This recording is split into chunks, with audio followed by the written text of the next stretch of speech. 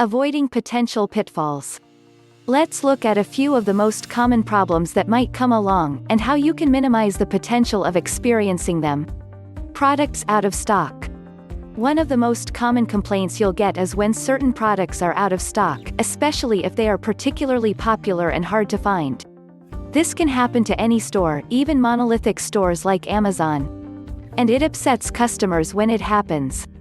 However, it's important to keep track of stock to minimize the potential of upsetting customers, because they will be a lot unhappier if they think you have the product in stock and place an order only to find out the product was out of stock than they would be just being notified before they purchase that the product isn't available.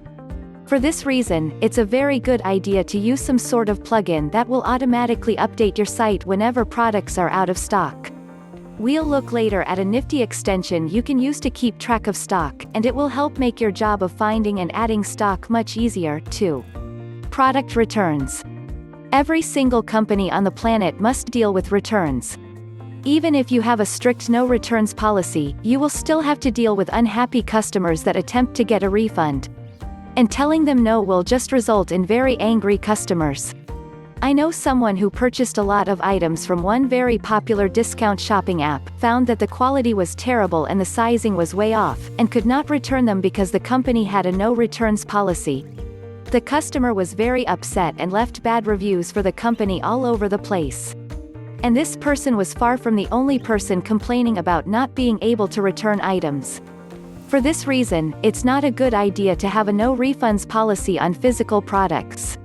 This will just lead to chargebacks, which could get your account with PayPal or any other billing company cancelled.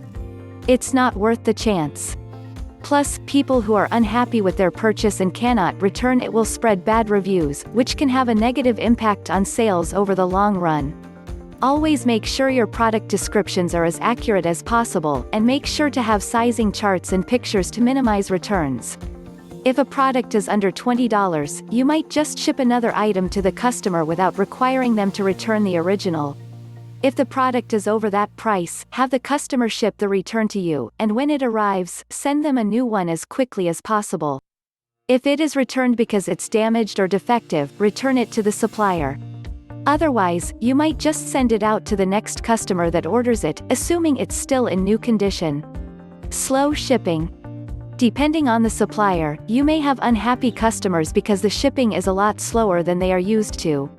With the prevalence of free 2-day shipping with Amazon Prime and sites like Walmart, customers are used to getting their purchases very quickly. Since dropshippers don't have deals with shipping companies, and because some even ship directly from China, shipping can often take days, weeks, or even a month or two. Many customers won't be happy waiting for that long. If you use drop shippers based in your home country, you will probably get faster shipping. However, the prices you get will probably be higher, resulting in lower profit margins. That's it for this video. Like and subscribe for more.